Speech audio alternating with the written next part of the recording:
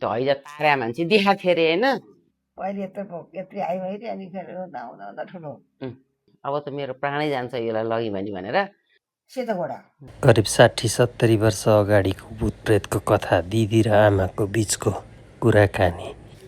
त्यो समयमा हैजालाई हाम्रो फुपूले मदारा खोला पार गराइदिनु भएको थियो रे डाँडमा बोकेर।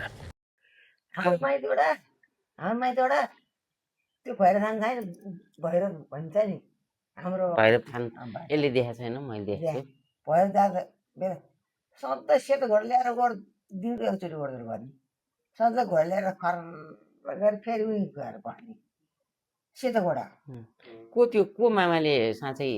बोको के पाएर हाँस भेटाएर दसैँमा काँदा बोकेर लिएर भने मामा र ल्याएर उनीहरू भेटाएको अरे त्यो खोलानिर होइन त्यो बाँझोमा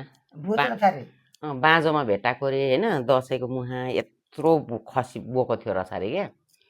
दसैँमा किन्नै परेन गजब भयो भनेर बोकेर ल्याएको अरे ल्याउँदा जति आयो त्यति गरम त्यही त नि भने सुने मैले नि मामाले भने क्या हाम्रो मामाले भने अनि जति यता आयो त्यति त्यो चौर त उक्लिन नसके त्यो तल चौर छ नि तलको चौर त्यो चौरमा त घुँडा टेकेर उक्ले अरे होइन उक्लेर जति यता आयो त्यति भएपछि अनि हाम्रो त्यो बाँसथाननिर होइन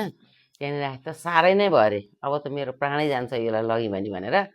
फाल्दाखेरि त हाँस भएर दौड्यो अरे भने बोको बोकेर ल्याएको अरे त्यहाँ फाल्दाखेरि हाँस भएर घुवाँ घुवाँ घुवाँ गर्दै भाग्यो अरे त्यो घरसम्म ल्यायो चाहिँ मर्थ्यो अरे त्यो मामा होइन अनिखेरि त्यो भूत रहेछ भनेर अनि थाहा पाएको अरे अनि त्यसपछि अनि बेपत्ता घर गयो अरे अनिखेरि घरमा गएर भन्दाखेरि त्यस्तो जहिले भेटिन्थ्यो अरे दसैँमा होइन त्यस्तोमा भेटिने अरे क्या अब त्यो बोको ल्याएको अरे होइन हाँस कसरी भयो त भने हाँस भयो अरे क्या अनि त्यो भूतै हो नि त चलचौरमा त आँखाबाट आँसु निकालेर उकाले अरे फेरि दसैँको मुहा किन छोड्नु भन्दै बोक्दै ल्याए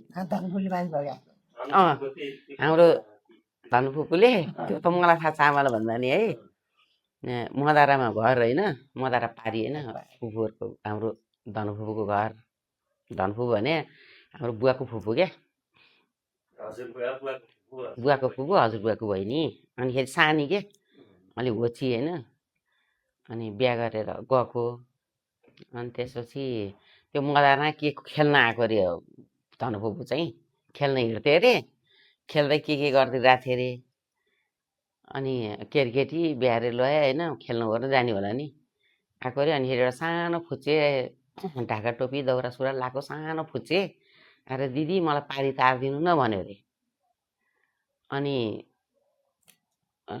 पहिला चाहिँ हेरिरह्यो अरे अनि पछि राम्रो लाग्यो अरे अनि बोकेर पछाडि बोकेर फुलको तुवा जस्तो हल्का क्या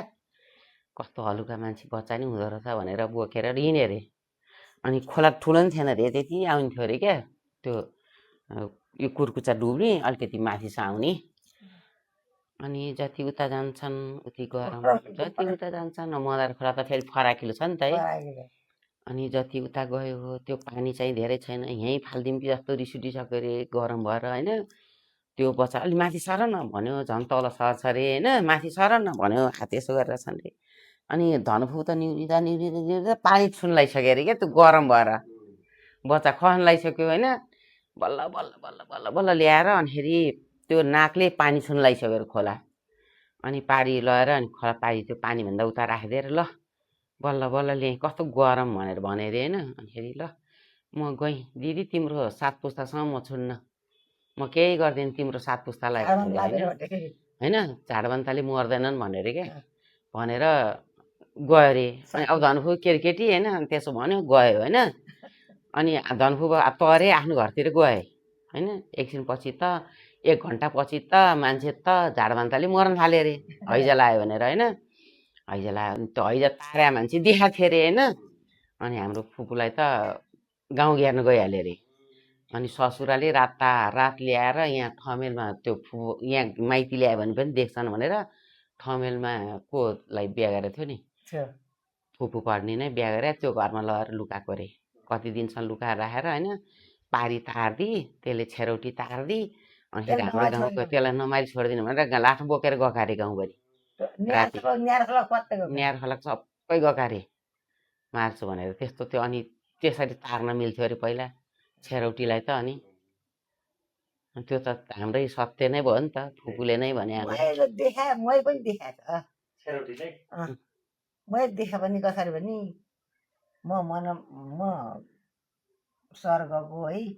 अनि त्यो बिस्मिले खाना आइदिएन कुबेर घाम क्या त्यसो घाममा त्यसो घाम बिस्मती पस्दो रहेछ नि अनि नानी खाँदै खाँदै आइदियो भने अनि लाउनु त भने खाना पछि अनि फेरि बुझ मान्छे कराए पाइबाट गई चाहिँ आइमा एउटी पहिले यत्रो आइमा हेऱ्यो अनि फेरि हुँदा हुँदा ठुलो त्यो आइमा त्यही हो छेरौटी त्यही होला छेरौटी त्यही हो भने सबैले कोरो हाले गए लखाड्दै गएको लोन मान्छे 4-5 लखाड्दै गएको भेटाएन त्यसलाई त्यो गोठा न्याएर गोठा पछि अलि ती देखिन्थ्यो नि न्याएर भिडमा त्यो देखिन्थ्यो नि त्यो गोठा पछि गोठाबाट ती न्याएर गोठा गयो गोठाबाट गर्दाखेरि पुसुकै मरिरहेको मान्छे अनि बिहानले भयो त्यो छेरौटी लखाटे पहिला पहिला त लखाट्न मिल्ने समाउन मिल्ने मिल्यो देखेपछि समाउनु मिलेन त फुपूले बोकेर तारेपछि